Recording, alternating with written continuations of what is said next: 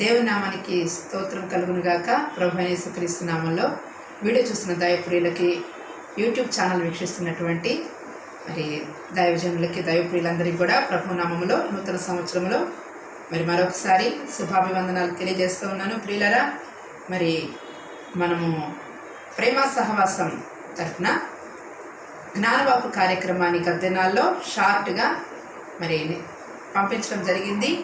అయితే ఈ దినమున పరిశుద్ధాత్మ తండ్రి ఆయన కృపనిచ్చి జ్ఞానాంశము అనేటువంటి కార్యక్రమాన్ని ప్రారంభించడానికి ప్రభు కృపను అనుగ్రహించారు. అందరి బట్టి ప్రభువును స్తుతిస్తూ ఉన్నాం. మరి ఈ జ్ఞానాంశం కార్యక్రమానికి మొట్టమొదటిగా మనకు సహకరిస్తున్నటువంటి వ్యక్తి శారదా కాలనీ నుండి మరి తమ్ముడు సాగర్. కాబట్టి సాగర్కి కూడా వీడియో తీస్తున్నందుకు ప్రభు నామంలో మరి మొట్టమొదటి వందనాలు తెలియజేస్తూ ఉన్నాం. ఏ పని చేయాలన్నా కూడా మనకేం కావాలి అంటే బలం కావాలి. కాబట్టి ఆ బలం లేకపోతే మనం ఏ పని కూడా చేయలేం.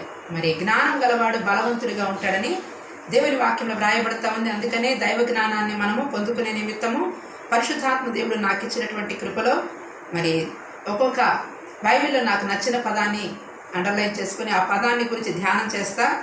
ఆ పదాన్ని గురించి బైబిల్ గ్రంథంలో ఎక్కడ కనపడుతూ ఉన్నా దాన్ని గురించినటువంటి రెఫరెన్సెస్ రాసుకొని మరి ఉంచుకున్నాను. మరి ఈ దినమందు మరలా చాలా కాలం తర్వాత మరి ఈ రీతిగా పరిశుద్ధాత్మ దేవుడు మీ ముందుకి బలం అనేటువంటి అంశాన్ని గురించి తీసుకుని వస్తూ ఉన్నాడు. మరి చిన్న ప్రార్థన, మరి ఒక వాక్యం చదువుకుందాం.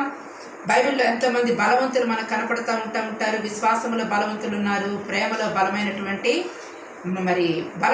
ప్రేమను చూపిన వారు ఎందరో ఉన్నారు. కాబట్టి ఆ బలము రకరకాల ఉంటుంది. మరి శరీర సంబంధమైన బలం ఉంటుంది. శరీర సంబంధమైన బలానికి కావలసినటువంటి ఆహార పదార్థాలు మనం తింటే శరీరానికి బలం వస్తుంది. మరి పిచ్చి పిచ్చి వస్తువులన్నీ కూడా తినటం వల్ల బలము పోతుంది. కాబట్టి ఇంకా ఆత్మబలం ఉంది. ఈ ఆత్మబలం కోసమే జ్ఞానాంశం కార్యక్రమాన్ని ప్రారంభించాం. కాబట్టి జ్ఞానాంశం కార్యక్రమంలో మనం బలము అనేటువంటి అంశాన్ని ధ్యానించుకోబోతా ఉన్నాం. బలము, శారీరక బలము, మానసిక బలము, ఆత్మ బలము. మరి ఈ బలములో మరి మనకు దేవుడు అన్ని విధాలైనటువంటి బలం మనకు చాలా అవసరం. అప్పుడే మనం పరిపూర్ణులం కాగలుగుతాము. మరి కీర్తనల గ్రంథంలో గత దినాల్లో కూడా స్ట్రెంగ్త్ అనే అంశం మీద చిన్న షార్ట్ పంపించడం జరిగింది. దాంట్లో మీకు కొన్ని వచనాలు వచ్చేసినాయి. మరి దేవుని యొక్క వాక్యంలో యెషయా గ్రంథం 66వ అధ్యాయము 14వ వచనములో యెహోవా హస్తబలము ఆయన తన సేవకుల ఎడల చూపును. చిన్న ప్రార్థన చేసుకుందాం. పరిశుద్ధాత్మ తండ్రి, మీకు వందనాలు, స్తోత్రాలు ప్రభా. తండ్రి, చదవబడి నీ వాక్య భాగం ద్వారా నాయన ఇదిగో వ్రాసుకున్నటువంటి నాయన మరి నీ వాక్య భాగాల ద్వారా దివ్యమైనటువంటి వర్తమానాన్ని నీ ప్రజలకు మీరు అనుగ్రహించి మహిమ పొందుకోమని యేసు నామములో ప్రార్థించి అడిగి వేడుకుంటున్నాం తండ్రి, ఆమేన్.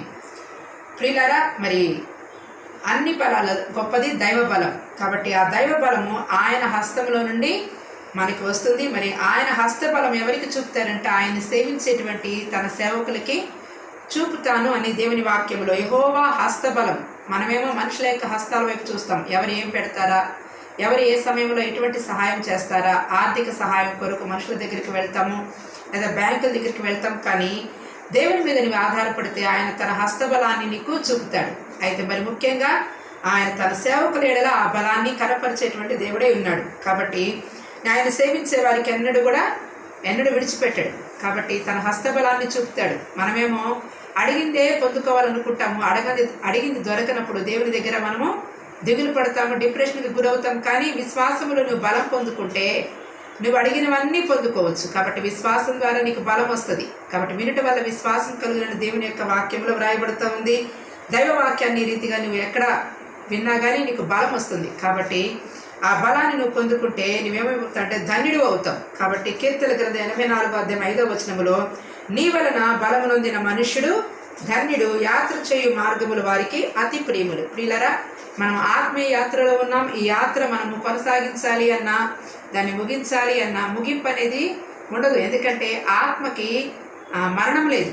ఆత్మ ఇక్కడ జీవిస్తుంది, పరలోకంలో కూడా జీవిస్తుంది. కాబట్టి మనము జీవించే వ్యక్తులం. ఎన్నిటికీ కూడా నువ్వు జీవించే వ్యక్తివి. కాబట్టి నువ్వు ధన్యుడివి కావాలి అంటే యువర్ ఏ బ్లెస్డ్ పర్సన్. నువ్వు ఆశీర్వదింపబడిన వ్యక్తివిగా ఉండాలి అంటే ఖచ్చితంగా నీవు బలం పొందుకొని ఉండాలి.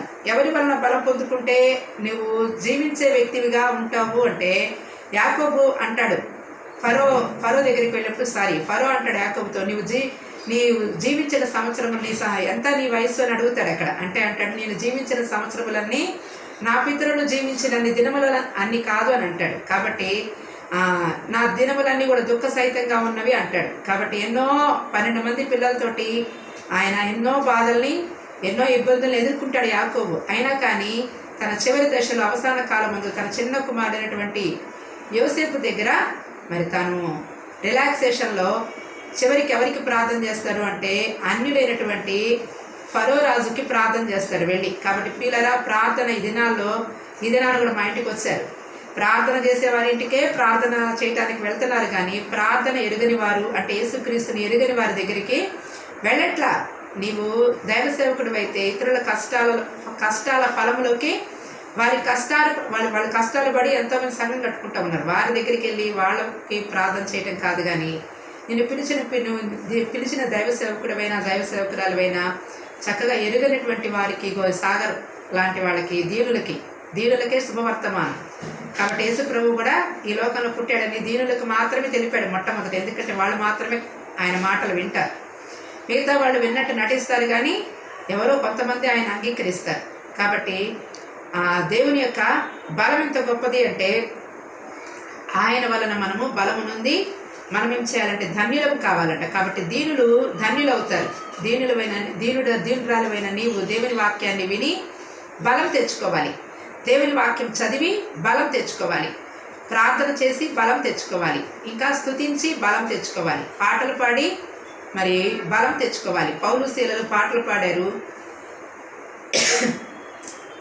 కాబట్టి వాళ్ళు పాటలు పాడి ఎలాంటి సమయంలో పాటలు పాడారు అంటే అందరినీ పిలిచి చక్కగా ఏదో ఇంట్లో కృతజ్ఞత ప్రార్థన పేరటం పెట్టుకొని బలం పొందుకోవాలి. వాళ్ళు చావు దెబ్బలు తిన్నారు, గాయాలు పాలయ్యారు. అటువంటి సమయంలో వాళ్ళు ఆత్మల బలం ఉంది కాబట్టే వాళ్ళు ఆ పాటలు పాడగలిగారు. కాబట్టి ప్రియులారా, నువ్వు కట్టబడిన వ్యక్తివిగా ఉన్నావు. నిన్ను కట్టుకుంటూ ఇతరులను కట్టాలే, కానీ ఇతరుల కష్ట ఫలంలో నువ్వు ప్రవేశించకూడదు.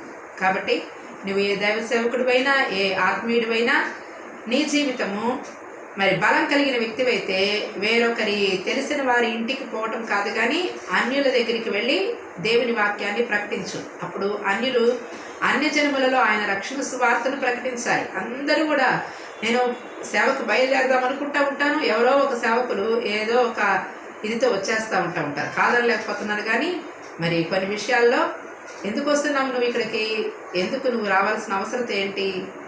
దేవుడు నిన్ను పిలిచిన పిలుపు అయితే నువ్వు చక్కగా పిలిచిన పిలుపుల ముందు కొనసాగు.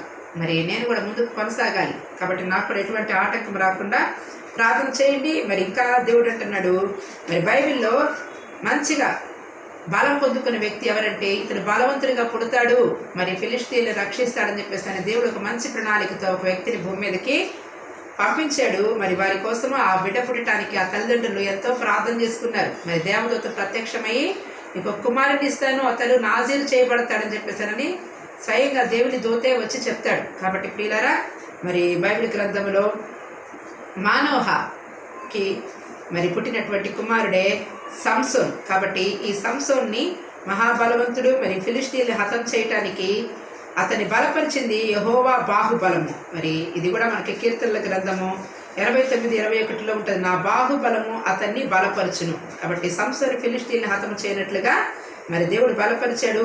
అతను ఏమని ప్రార్థన చేస్తాడు సంసోన్ అంటే, ఒక్కసారి నన్ను బలపరచు అని.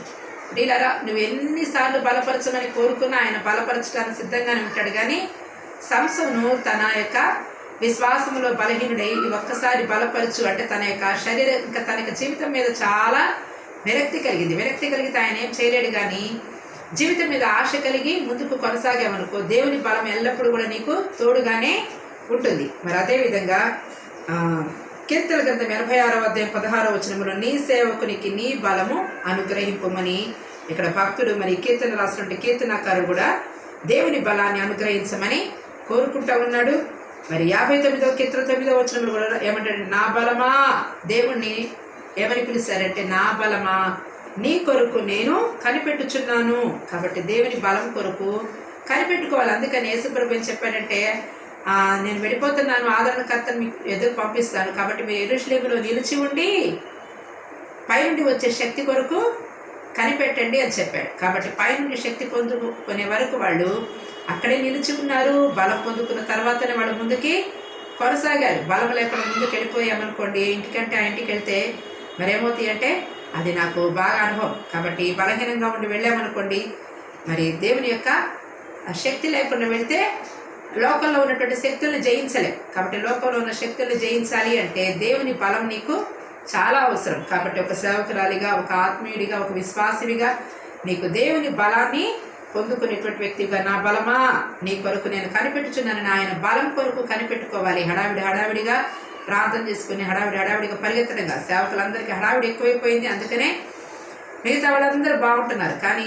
హాస్పిటల్స్లో కానీ, మరి నేను ముఖ్యంగా మెంటల్ హాస్పిటల్లో చూశాను. అక్కడ చూస్తే అందరూ కూడా ఎక్కువగా ప్రార్థనకి వెళ్ళే వాళ్ళే ఉన్నారు. ఎందుకని అంటే మరి నాకు తెలుసు అనుకొని ఏదో గబగబా వెళ్ళిపోవటము, మరి అక్కడికి వెళ్ళిపోయి ఏదో చీకటి శక్తుల్ని పట్టించుకోవటము, వాటి నుంచి విడిపించుకోలేక నేను మొన్న ఒక వ్యక్తిని కలిశాను. ఎవరైనా అంటే దర్గాలో పనిచేసేటువంటి ఒక బాబా అంట. కాబట్టి ఆయనకి వెళ్ళి నేను ఆయనతో మాట్లాడుతూ ఉన్నాను, మీ పాస్టర్లు కూడా నా దగ్గరికి వస్తారమ్మా అని అన్నాడు. అదేంటంటే పాస్టర్లు మీ దగ్గర అంటే వాళ్ళు వస్తారని రాత్రిపూట వస్తారు నా దగ్గరికి అన్నాడు. రాత్రిపూట రావడం ఏంటంటే మరి పగలపూట వస్తే వాళ్ళకి పరువు పోయింది కదమ్మా. మరి 100 రూపాయలు శక్తి ఉంటుంది దానికి, దయ్యానికి. వీళ్ళ దగ్గర 10 రూపాయల శక్తి ఉంటుంది. ఈ 10 రూపాయల శక్తి ఉన్న ఆయన పోయి 100 రూపాయల దయ్యంతో పోరాడతాడు. అవి పోవు, అవి వీళ్ళ మీద పడతాయి, మళ్ళీ మా దగ్గరికి వస్తున్నారు కాబట్టి అని ఆయన చెప్పుకొచ్చాడు. కాబట్టి చాలా సిగ్గుపడాల్సిన విషయం. కాబట్టి ప్రార్థన చేశాము. మరి ఆయన బాబుల్ గారు మరి దర్గాలో పనిచేస్తారు. ఆయన కిడ్నీ పెయిన్ వస్తే మరి నేను కూడా ప్రార్థన చేశాను. ప్రార్థన చేసిన తర్వాత నాకు ఆయన మీద ఉన్న శక్తి వచ్చి నన్ను పట్టింది. తర్వాత దాని గురించి కూడా నేను చాలా ప్రయాసపడి ప్రార్థన చేసుకున్నా. మరి ప్రార్థన సహాయం కోరుకున్న తర్వాత మొత్తానికి విడుదల పొందాను. ప్రియులారా, మరి కాబట్టి జీవితం అంటే, సేవ అంటే ఆషామాషి కాదు. సేవా బలం, సేవలో బలం ఉంటేనే ముందుకు వెళ్ళగలుగుతారు. కాబట్టి పిలిచాడు దేవుడు అనని మరి పోవటం కాదు, కానీ బలం పొందుకొని పోవాలి. ఆయన మాట అందుకొని పోతే చాలు. కాబట్టి ఆయన మాట లేకుండా పోయిన చోట ఏ విధమైన ఫలితం ఉండదు. కానీ ఆయన మాట కావాలి. ఎవరైనా ఇక్కడికి రావాలన్నా ఆయన మాట కావాలి. నువ్వు వెళ్ళాలన్నా కూడా దేవుని మాట తీసుకొని వెళ్తే అది నీకు బలం. కాబట్టి దేవుని మాటలో ఎంతో బలం ఉంటుంది, దేవుని మాటలో ఎంతో శక్తి ఉంటుంది. నేను ఎంతో శక్తిహీనురాలైనప్పుడు ఎన్నోసార్లు నేను బలహీనమైపోయాను. కానీ ఆ బలహీనతలో కూడా నేను క్షమించండి, బైబిల్ గ్రంథం చదివినా నాకు బలం వస్తుంది. మరి మనం ఆ రాత్రంతా భయంకరంగా 10 times మోషన్స్కి వెళ్ళాను. అయినా కానీ మరి దేవుడు నన్ను బలపరిచి మళ్ళీ నిలబెట్టుకున్నాడు. మరి అయినా కానీ ఉదయకాలం కూడా బలహీనంగా ఉన్నాను, ఉపవాసం ఉంటా ఉన్నాను, బలహీనపడతా ఉన్నాను. అయినా కానీ మరి దేవుని వాక్యం చదివినప్పుడు, దేవుని పాటలు వింటున్నప్పుడు, మరి ముఖ్యంగా మన దేవుడు మనకి ప్రేమ సహవాసానికి ఇచ్చిన పాటలు నేను ఎంతో నిర్లక్ష్యం చేస్తాను. అయ్యా ఏసన్న గారు అంత పాటలు లాగా లేవే అని నేను రాసిన పాటలు నేను చాలా కించపరిచినప్పుడు, మరి ఇందాక నేను పాడిన పాటే పెట్టుకొని వింటా ఉన్నప్పుడు నా బలహీనత నా మీద నుంచి తొలగి వెళ్ళిపోయింది. ఇది 2వసారి. కాబట్టి దేవుడిచ్చిన పాటల ద్వారా కూడా మనకెంతో బలం. అవి రెండు చరణాల పాటలే కావచ్చు, 10 చరణాల పాటే కావచ్చు. మనసారా పాడుకుంటే ఆ యొక్క పాటను అర్థం చేసుకుంటూ పాడితే నీకెంతో బలం వస్తుంది. కాబట్టి ప్రియులరా, ఇంకా అంటున్నాడు కీర్తనకారుడు 18వ అధ్యాయం 1వ వచనంలో, యెహోవా నా బలమా, నేను నిన్ను ప్రేమించుచున్నాను. యెహోవాయే నా బలం. కాబట్టి దేవుడే నీకు బలంగా ఉంటే రాపోయినా.